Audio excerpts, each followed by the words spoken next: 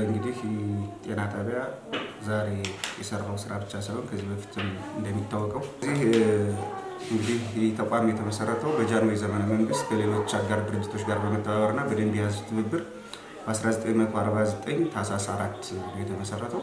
የተመሰረተበት ዋና ምክንያት እንግዲህ በወቅቱ በነበረው ወረርሽኝ የወባ ወረርሽኝ አማካኝነት ነው የተመሰረተና ከዛን ጊዜ ጀምሮ እንግዲህ አገልግሎት ሲሰጥ የቆየ እንደመሆኑ ይታወቃል። ይሁን እንጂ አሁን ላይ ወደ 59722 ህዝብ የሚስተናገድበት ተቋም ነው።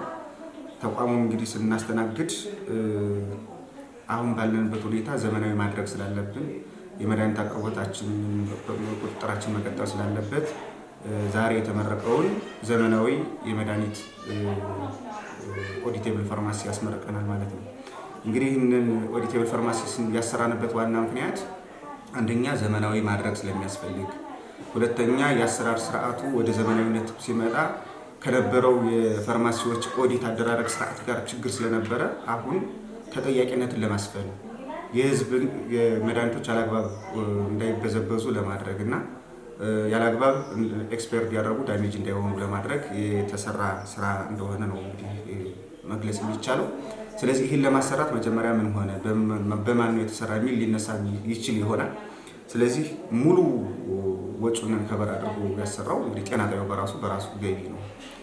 ይህንን ኤፒቲኤስ ለማሰራት ሁሉም ተቋማቶች ወደዚህ ዘመናዊ የመድኃኒት ኦዲቴብል ፋርማሲ እንዲሆኑ ስለሚፈለግና ተቋሙ ደግሞ በወረዳም አይደለም በሀገር አቀፍ ደረጃ የመጀመሪያ የኢትዮጵያ ጤና ጣቢያ ስለሆነ ሁሉንም ጤና ጣቢያዎች መምራት ስላለበትና ማስተማር ስላለበት እሱን ታሳቢ ተደርጎ እየተሰራ ነውና ስናሰራ በውስጥ ገቢያችን ነው ያሰራ ነው። ስለዚህ ይህን ስናሰራ የፈጀብን ብር ኤፒቲኤሱን ለማሰራት ያወጣነው ወጪ ወይም ደግሞ ኦዲቴብል ፋርማሲ የሚባለውን የፋርማሲ ስርዓቱን የማዘመን ስራውን ያወጣነው ወጪ ስንመለከት 657750 ብር ገደማ ወጪ አድርገናል።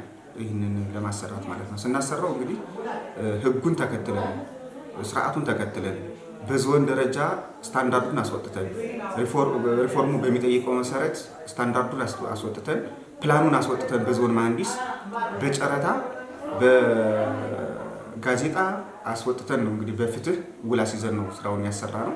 ስናሰራ እንግዲህ ልቅም ያለ ስራ ተሰርቶ መሆኑ ተረጋግጦልን በዞን መሐንዲሶች ተረጋግጦልን ነው የተረከብነው። በተረከብነው አካሄድም ዛሬ እንግዲህ የወረዳ አመራሮቹ ክቡር አቶ ቻሌ ቢምራው የምስራቅ ደንቢያ ወረዳ ብልጽግና ፓርቲ ጽሕፈት ቤት ኃላፊ፣ የቦርዳችን ሰብሳቢ እና የቆላ ድባ ከተማ አስተዳደር የብልጽግና ጽሕፈት ቤት ኃላፊ ክቡር አቶ አስራት ተመመ፣ የጽሕፈት ቤታችን የጤና ጥበቃ ጽሕፈት ቤት ኃላፊያችን እና ምክትል ኃላፊያችን በተገኙበት እንዲሁም ሌሎች የከተማ አመራሮቹ በተገኙበት 13/11/2018 ዓ.ም የኤፒቲኤሱ የተመረቀው ማለት ነው እና ይሄ ምርቃቱ ግን በዚህ ይቀጥላል ማለት አይደለም። እንደዚሁም ይቀጥላል ማለት አይደለም። ሌላ ዘመናዊ ለማድረግ ከዚህ በተጨማሪ ዘመናዊ ለማድረግ እና ሲስተሙን ከወረቀት አልባ ለማድረግ ስራ እየሰራን ያለንበት ሁኔታ አለና እሱ ደግሞ ኢንስታሌሽኑ በሙሉ አልቋል። ግን ይህንን የሚያስፈጽምልን እውቀት ያለው ሰው ያስፈልጋል። ኮምፒውተር ግብዓት ያስፈልጋል። እሱን ነገር ማድረግ ያስፈልጋል እና እሱን ባለማድረጋችን ከወረቀት አልባ ማድረግ አልተቻለም። እሱ ነገር የሚቀጥል ይሆናል ማለት ነው። ደስ የሚለው ደግሞ ይህ ምርቃት ትልቁ እጥፍ ድርብ ደስታው ተቋማችን በክልልና በዞን ባሉ ተቋማቶች ደረጃ ከፍተኛ ፐርፎርማንስ የፈጸመ ተብሎ በተነገረ በማግስቱ መሆኑ ደግሞ እጥፍ ድርብ ያደርገዋል ደስታችን እና ይህን ደስታ ይዞ ነገ ማስቀጠል ያስፈልጋል። እንግዲህ ዛሬ ኤፒቲኤሱን አስመረቅን እንጂ ከሳምንት በኋላ ደግሞ ዘመናዊ ሽንት ቤት አስገንብተናል።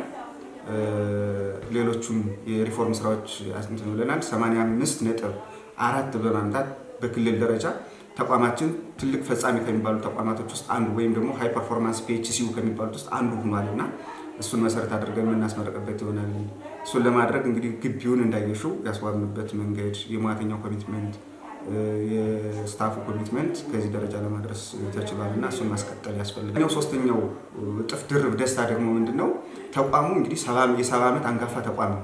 በ70 ዓመት ውስጥ ምንም አይነት የይዞታ ማረጋገጫ ደብተር ያልነበረው ተቋም ነበር እና ይህን አሁን ባደረግነው ከፍተኛ ርብርብና ከልብ የመነጨ ስራ ተቋማችን ከፍ እንዲል እና ማረጋገጫ እንዲሰጠው ተደርጎ የተቋማችን አሁን ያለበት ሁኔታ እጥፍ ድርብ የሚያደርግ